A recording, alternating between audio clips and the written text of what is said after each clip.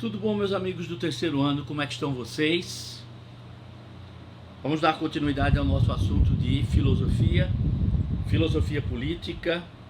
Você já viu, você que está fazendo as provas do Enem de anos anteriores, que está treinando as provas do Enem de anos anteriores, você já percebeu que em filosofia a quantidade de questões sobre filosofia política é muito grande.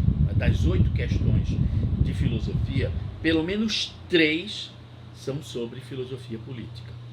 Então, esse assunto que a gente está vendo agora, já perto do Enem, ele é bem importante, não é isso? Para a gente fixar. Muito bem, vamos embora. Estamos na parte referente à filosofia política, na nossa ficha. Vou lembrar, filosofia política, vimos essa parte aqui, vimos esse espaço em branco, você já sabe. É para você escrever, fazer as anotações daquilo que eu comento. Então, vimos essa parte aqui, falamos sobre essa gravura, vimos essa parte daqui, terminamos na última aula. Na página seguinte, no espaço em branco, e a gente vai trabalhar o Estado. Vamos então ver isso? É através do Estado, diz o texto, que o poder político é exercido, se manifesta, funciona concretamente. E o que é Estado? Você já ouviu falar que Pernambuco é um Estado. Já ouviu falar também o Brasil é um Estado. Os Estados Unidos da América do Norte, os Estados Unidos da Venezuela, da República Bolivariana da Venezuela, os Estados Unidos do México. O México é um Estado, os Estados Unidos é um Estado, o Brasil é um Estado, exatamente. O Brasil, Estados Unidos, México, Colômbia, Venezuela, Alemanha, Índia, são estados formados por estados membros. Pronto. Ou seja, existe o nome Estado com letra maiúscula, E maiúsculo, indicando o país, o conjunto da nação, a grande sociedade. E existe o Estado, a parcela, o pedaço, a área que compõe esse Estado maior, que é escrito com letra minúscula.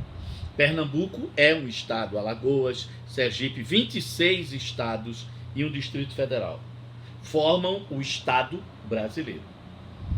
E o que é o Estado, esse conjunto de todas essas regiões reunidas?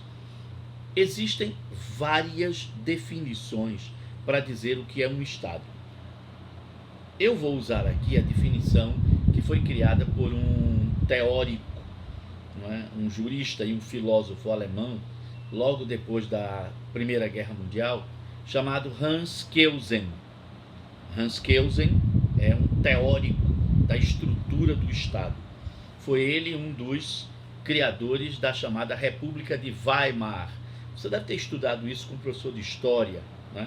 Logo após a Primeira Guerra Mundial, a Alemanha deixou de ser um império, né, o Segundo Reich, e se tornou uma república, e foi chamada República de Weimar, porque foi nessa cidade que surgiu essa ideia republicana, né? Hans Kelsen é um dos homens que idealizou essa nova Alemanha republicana. Muito bem, seguindo o texto. Existem várias definições para conceituar essa instituição que surgiu ao final da ao final da pré-história. A data está lá, 4.000 anos antes de Cristo. Surgiu ao final da pré-história, durante a idade dos metais. O que é pré-história? É aquela fase da história da humanidade em que não existem as diferenças sociais, diferenças econômicas, todos partilham, dividem a riqueza comum que é produzida, seja a agricultura, a domesticação de animais, tudo que é produzido é dividido igualmente entre todos. Isso é a pré-história. Mas num determinado momento, que o professor de história deve ter ensinado a vocês, num determinado momento começam a aparecer divisões. As guerras entre as tribos neolíticas geram o aparecimento de guerreiros, sacerdotes e escravos, prisioneiros de guerra. Começa a aparecer nesse grupo de guerreiros e sacerdotes aqueles que ficam com a parte do que foi conquistado, do que foi tomado a aldeia derrotada na guerra. Então surge a propriedade privada. Então, à medida que essas guerras continuam, guerreiros e sacerdotes aumentam a sua propriedade privada, enquanto a propriedade que era coletiva também aumenta. Só que o que tem que ser dividido, né, entre os membros da aldeia, é lógico, à medida que aumenta o número de pessoas, a quantidade que vai caber a cada um é cada vez menor. Então, quem tem a propriedade privada acumula bens, acumula riquezas. Quem tem que trabalhar na propriedade coletiva só tem o necessário para viver, não pode acumular nada. Então começa a existir, né, nessas sociedades de transição, a chamada idade dos metais, uma sociedade que tem uma elite possuidora da propriedade privada e uma maioria que não tem propriedade privada, mas vive da propriedade coletiva. E uma minoria de trabalhadores forçados, são os escravos, prisioneiros de guerra. O que vai acontecer é que guerreiros e sacerdotes vão começar a desenvolver a ideia, ideologia, de que eles são enviados pelos deuses para definir os rumos daquela população, para dizer o que pode e o que não pode. Pronto. Começam a surgir governantes e governados. E aí aparece o Estado. Vai aparecer o primeiro rei, o primeiro monarca, que se diz filho dos deuses ou representante dos deuses. É a monarquia teocrática. E aí você tem o Egito e as cidades das Sumérias. As primeiras civilizações que surgiram. Civilização, exatamente.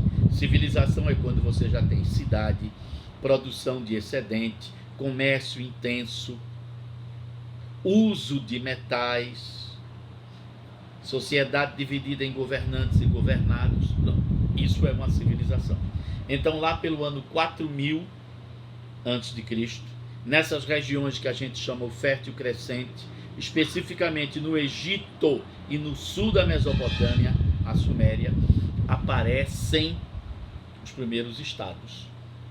A sociedade dividida em governantes e governados. Existe uma nobreza, existem comerciantes, artesãos, escravos, militares, funcionários públicos. É uma sociedade dividida em função das atividades econômicas.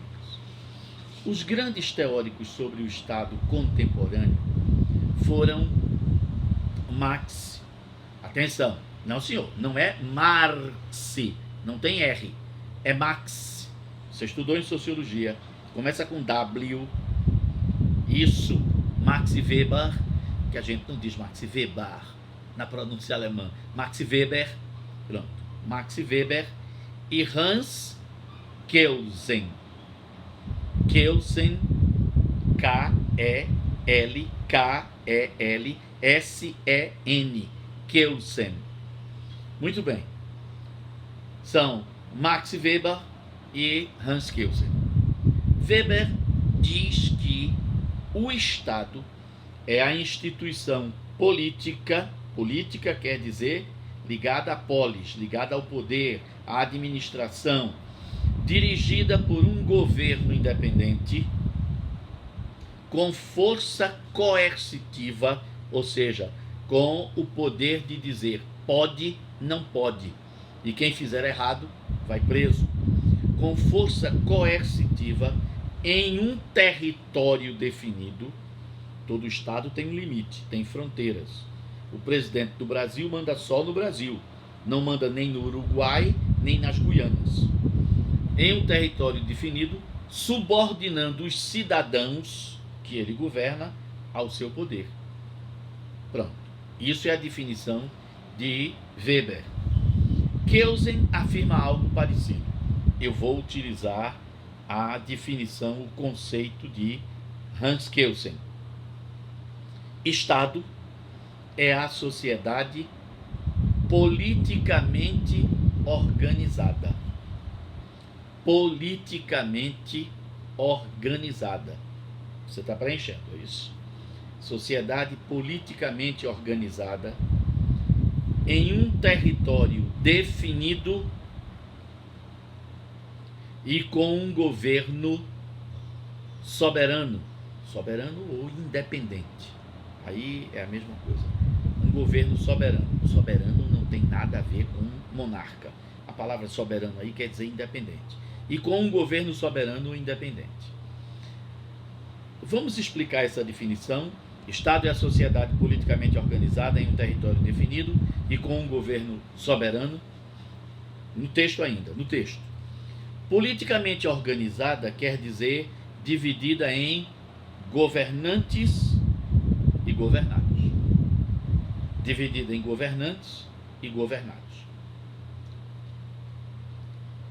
Território é o espaço físico e abstrato, onde o Estado exerce o poder. O presidente do Brasil manda exatamente em que espaço? No espaço que corresponde ao território brasileiro.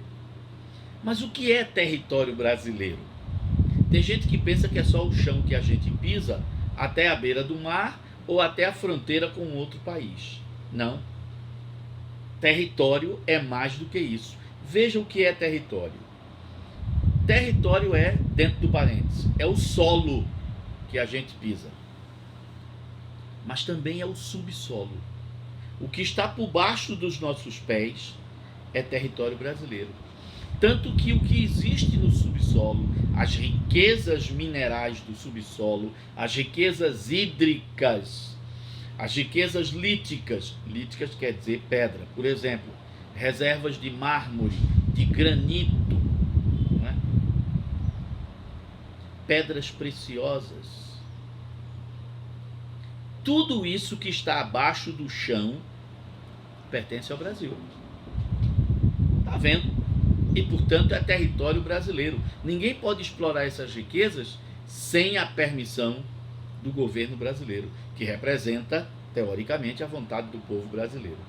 Então, solo, subsolo, espaço aéreo, o céu que nos cobre até uma certa altura é espaço a que altura? Até a altura em que voam os aviões comerciais. Isso é espaço aéreo. Sim, foguetes, satélites não estão no espaço aéreo brasileiro. Isso há um limite para esse espaço aéreo. Até onde voam os aviões de carreira. Onde avião não pode voar, não é mais território, né, brasileiro. Então, se um avião entra no território brasileiro sem permissão, ele vai ser abordado pela nossa Força Aérea Militar de Guerra, nossos aviões de guerra, que vão avisar: atenção, você está em espaço aéreo brasileiro, identifique-se ou retorne. Quando se identifica, vai ter que pousar. E se o avião não quer pousar, ele pode ser derrubado, porque você está invadindo território brasileiro sem autorização. Todo avião que entra no território brasileiro tem que ter a permissão para fazê-lo.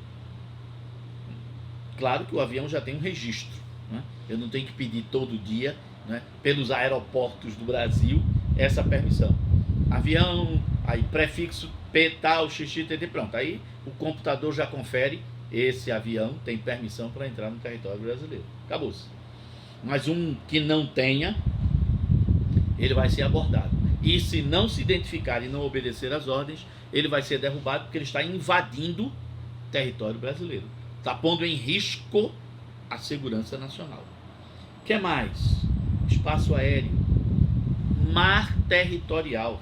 Não pense que o território do Brasil acaba dentro d'água ali na praia de Boa Viagem, onde está o mar, não.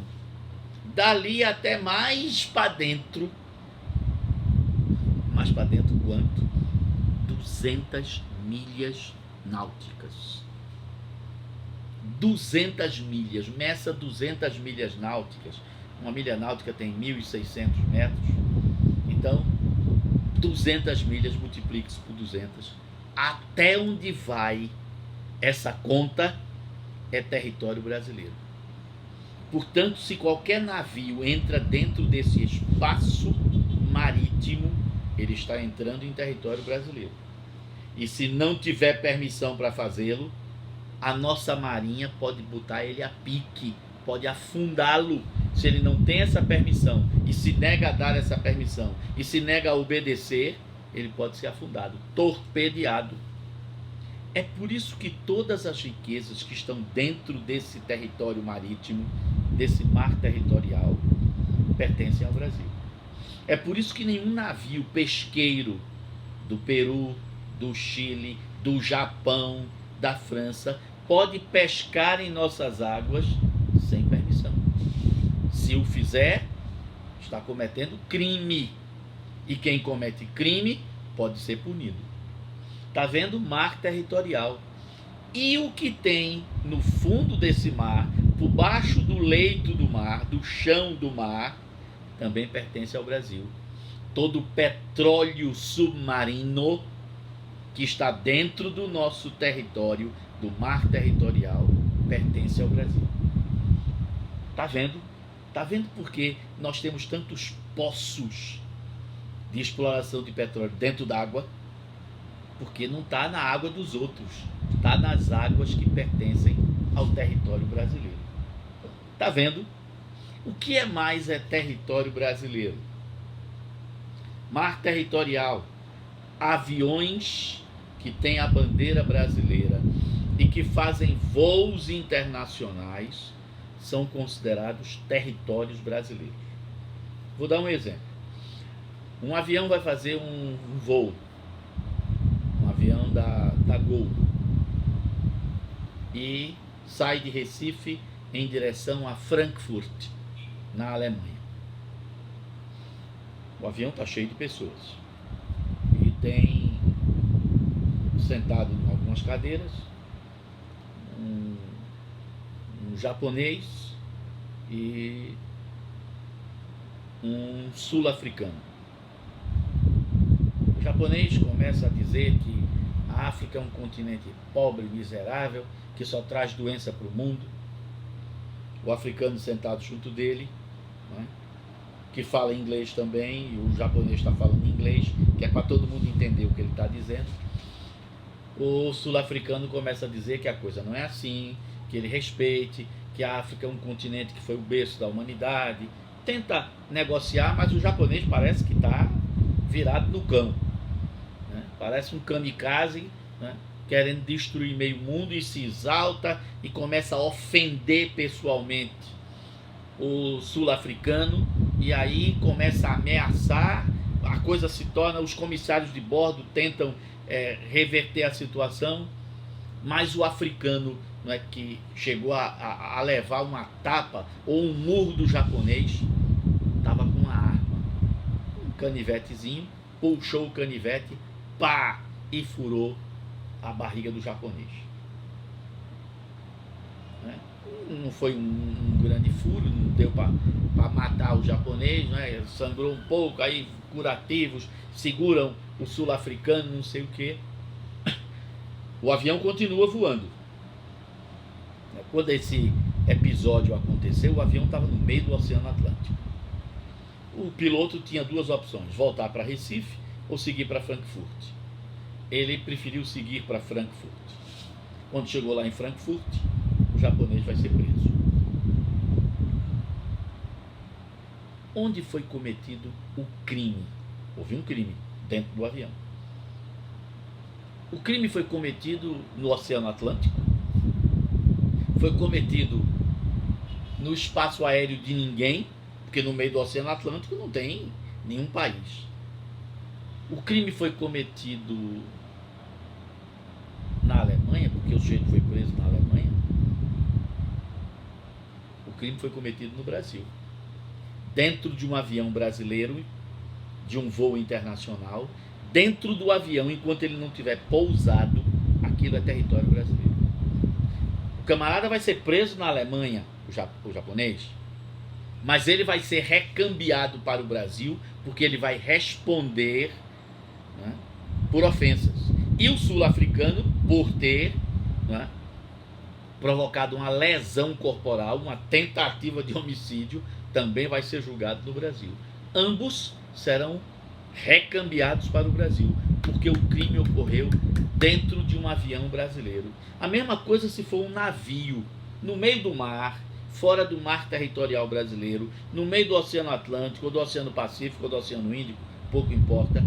O crime aconteceu dentro de um navio brasileiro, dentro do território nacional. Agora, quando o navio está ancorado ou entrou em águas territoriais de um outro país, aí não. Aí ele não é mais território brasileiro. Vê que coisa engraçada, né? O avião pousou, não é mais território. Entrou no espaço aéreo, não é mais território brasileiro. O navio entrou em águas territoriais de outro país, não é mais território brasileiro. O que é mais território nacional de um país? Os terrenos e os prédios das embaixadas. Consulado não, só embaixadas. Então a embaixada dos Estados Unidos, lá em Brasília, do portão para dentro, aquilo é território dos Estados Unidos. Em qualquer lugar do mundo onde haja uma embaixada, aquele terreno da embaixada e o prédio da embaixada e o espaço aéreo daquela embaixada até uma certa altura é território estrangeiro no Brasil. A Polícia do Brasil, o Exército do Brasil, nenhuma autoridade brasileira pode entrar dentro de uma embaixada sem a permissão do embaixador. Porque tudo que acontecer ali está acontecendo no território do país que aquela embaixada representa. É por isso que quando há uma revolução dentro de algum país, e muitas pessoas sabem que vão ser presas pelo novo governo, elas correm para se refugiar nas embaixadas. Vou dar uma dica para vocês. Normalmente a embaixada da França recebe refugiados. Refugiados políticos. Não é criminoso comum, não. Você é miliciano, né? Você é ladrão, assassino, você não vai ter asilo político. Não vai ter. Agora, se você vai ser preso por conta de suas ideias, porque você faz a oposição àquele governo ditatorial que está sendo montado, aí você terá asilo político. Você terá asilo político se for perseguido por questões religiosas, por questões ideológicas, né? Questões políticas, por questões ligadas aos direitos humanos, né? Num país onde, por exemplo, não é,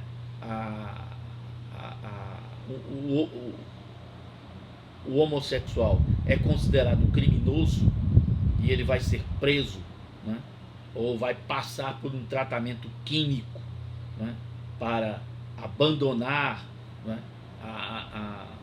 a sua condição de homossexual, ele pode pedir asilo para não ser morto, para não ser preso, né? Para não sofrer tortura. Isso existe em alguns países. Países onde, por exemplo, mulheres não podem sentir prazer sexual. Aí o que acontece? Quando a menina menstrua pela primeira vez, então, naquela aldeia, naquela região, ela vai passar por um processo, uma cirurgia, não é uma cirurgia oficial, né? Isso é feito nas condições piores possíveis, chamado ablação.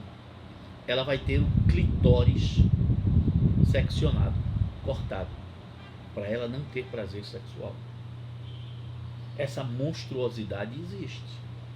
E existem algumas meninas que fogem dessas regiões e conseguem, né, através da ONU, dos órgãos da ONU para ajuda a refugiados, a pessoas que fogem, né, de perseguições aos direitos humanos, conseguem asilo em outros países. Então, as embaixadas, portanto, são territórios estrangeiros. O que mais? Por fim, soberano, nessa definição, não é? Governo soberano, quer dizer governo independente, que está acima dos outros poderes, que não obedece ordens de poderes estrangeiros. Está lembrado? O Brasil, até 1822, era uma colônia. O Brasil era uma sociedade politicamente organizada em um território definido, mas o Brasil não tinha um governo independente. O príncipe regente recebia ordens de Portugal. Quando o príncipe regente Dom Pedro rompeu com Portugal, a partir daquele momento, o Brasil não obedecia a mais ninguém, a não ser ao governo brasileiro. Aí o Brasil se tornou um Estado, deixou de ser colônia e se tornou um Estado. Muito bem, seguindo, várias teorias buscam explicar a origem do Estado. Como é que apareceram os primeiros governantes, como surgiram as primeiras sociedades divididas em governantes e governados. Eu já dei a explicação marxista para a origem do Estado, né? Qual é a explicação marxista? A produção de excedentes, quando a aldeia neolítica começa a produzir excedentes. Quando alguém se apossa desse excedente. Quando alguém ou um grupo acumula riquezas que antes deveriam pertencer a todos. Quando as guerras entre as tribos neolíticas criam a escravidão. Quando surge uma camada privilegiada de guerreiros e sacerdotes que passam a controlar os excedentes e a definir a divisão desses excedentes. E, logicamente, essa divisão não é mais igualitária. Pronto. Segundo Marx e Engels, é quando aparecem essas coisas que surgem os primeiros estados, as primeiras formas de governo e, consequentemente, as primeiras desigualdades. Pronto. Essa é a explicação marxista. Mas atenção, isso é uma explicação, é uma teoria bem construída, mas existem outras teorias. Vamos conhecer outras teorias para explicar a origem do Estado. Vamos lá ver. A maioria dessas teorias podem ser reduzidas às duas. A corrente chamada liberal, ou a corrente liberal burguesa, corrente liberal, e a corrente marxista, ou materialista. A corrente liberal burguesa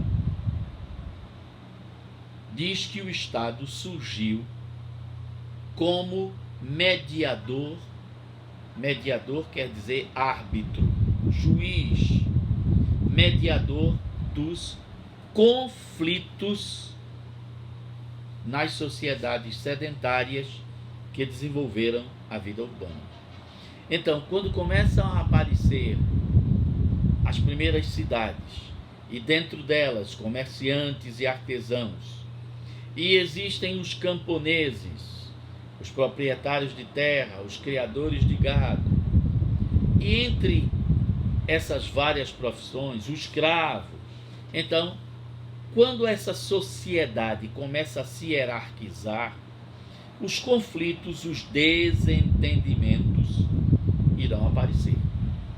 Então, para evitar que esses desentendimentos provoquem guerras constantes, ameaçando a paz, o equilíbrio, o desenvolvimento dessa sociedade, aquelas pessoas terminarão por escolher alguém que mediar quer dizer que crie acordos, escolhem alguém que medie os conflitos, que dê soluções, que ouça as partes e defina quem está com a razão e quem não está. E a partir daquela solução, cria-se uma norma, uma lei. Primeiro, claro, um costume, depois uma lei escrita. E com o passar do tempo, essa sociedade vai criando leis em cima dos conflitos, para determinar o que pode e o que não pode. Então, com isso vão surgindo os primeiros governantes, que, segundo essa teoria liberal burguesa, são inicialmente legisladores. E aí você junta também a hipótese religiosa. Esses primeiros legisladores falavam em nome dos deuses, recebiam, não é, ordem dos deuses, incorporavam o espírito dos antepassados, falavam através da divindade, do sobrenatural. Você vê que a teoria liberal burguesa, para explicar a origem do Estado, ela, para funcionar, requer que as partes conflitantes, lá no final da pré-história, né, nos anos 4000, essas partes têm que primeiro chegar a um acordo sobre quem é que vai determinar o que é certo e o que é errado. Essa hipótese tem uma falha profunda. Por exemplo, para os escravos, quem é que vai determinar o que faz com que um homem seja escravo, um homem, uma mulher, uma criança seja escravo e o outro seja um ser livre, um camponês? Se o escravo trabalha no campo, planta trigo, centeio, cevada, igual ao camponês livre, por que ele, pela lei, pelo acordo, vai ser escravo e o outro não é? O que é que determina essa escravidão? O que faz essa escravidão permanecer? Ou por algum tempo, ou durante a vida inteira? Por que alguns não têm grandes propriedades e outros têm? Por que os que têm grandes propriedades e têm escravos são sempre os legisladores governantes, enquanto quem não tem escravos e grandes propriedades nunca podem ser governantes? A teoria liberal burguesa, ela inicia com a ideia, não é, de que democraticamente a sociedade primitiva escolheu os primeiros legisladores, os primeiros governantes. Mas ela não explica como é que surgiram as diferenças. Porque as leis primitivas beneficiavam sacerdotes e nobres e não beneficiavam o camponês. Por que os camponeses tinham que pagar impostos e os nobres não tinham? Que tipo de mediação, não? Que tipo de acordo é esse em que sempre os mais pobres saem perdendo? Então, na verdade, a teoria liberal burguesa sobre a origem do Estado, ela não explica as diferenças, não explica os privilégios. Já a teoria marxista, ela parece bem montada, mas ela também tem um defeito. Note que o Estado na teoria na teoria marxista, na teoria materialista, ele surge como uma violência, como um domínio forçado daqueles que têm a propriedade sobre os que não têm. É uma imposição. E aí vem a pergunta: e por que, se a maioria da sociedade, né, não tem privilégios, por que ela não se revolta, se é a maioria? Sacerdotes e guerreiros são 10% da população no máximo. O resto, 90%, é a maioria. Por que esses 90% não se levantam contra a maioria e não criam mudanças? A gente sabe que, por exemplo, em Atenas, isso aconteceu. Várias revoltas terminaram acabando com os privilégios, né, da elite, os eupátridas, e se cria o conceito de cidadania, demos. Mesmo assim, a gente percebe que nem todo mundo era cidadão. Mulheres não eram, escravos não eram, descendentes de estrangeiros e estrangeiros não podiam ser, não é? Qual seria a explicação para que o Estado imposto à força, não tivesse a oposição da maioria. A maioria não se levantasse, pegassem armas e baixasse o cacete na maioria. Outras teorias mostram que, e a gente viu isso daí, Bertrand Russell e Norberto Bobbio mostram que existe o chamado poder ideológico. Não é só a força que domina. A força cria mecanismos ideológicos de explicar que nós estamos no poder porque os deuses querem. Aí vem a explicação religiosa. Porque nós temos as armas que defenderão vocês contra as guerras. Porque nós vamos garantir que vocês terão sempre comida que está estocada no templo, né? Nos silos, nos armazéns dos templos. E se houver necessidade, essa comida vai ser distribuída. Então, na verdade, através de uma série de pequenas vantagens, a população termina, a maioria, né, que é forçada a obedecer, termina obedecendo porque sente segurança. É essa segurança que garante a estrutura do Estado, segundo as teorias. Então, continuando, a corrente marxista diz que o Estado surgiu para garantir os interesses da classe dominante, a classe exploradora dominante, que se apossou dos meios de produção, né, ou seja, das riquezas, e obrigava a massa oprimida a trabalhar. Para evitar a revolta dos dominados, a elite estatal, a nobreza, os sacerdotes, desenvolve uma ideologia, conjunto de ideias, etc, etc. Você já conhece essa definição. Uma ideologia religiosa, mitológica, sobrenatural, para justificar porque é que nós mandamos e você tem que obedecer. É assim que os deuses querem, é assim que tem que ser. Muito bem, na próxima aula a gente vai falar sobre a sociedade e o Estado e o poder político. Ainda tem muita coisa para a gente ver, mas é bom porque chega perto, não é, da prova. E a gente vai estar com a cabeça fresquinha para responder tudo certo.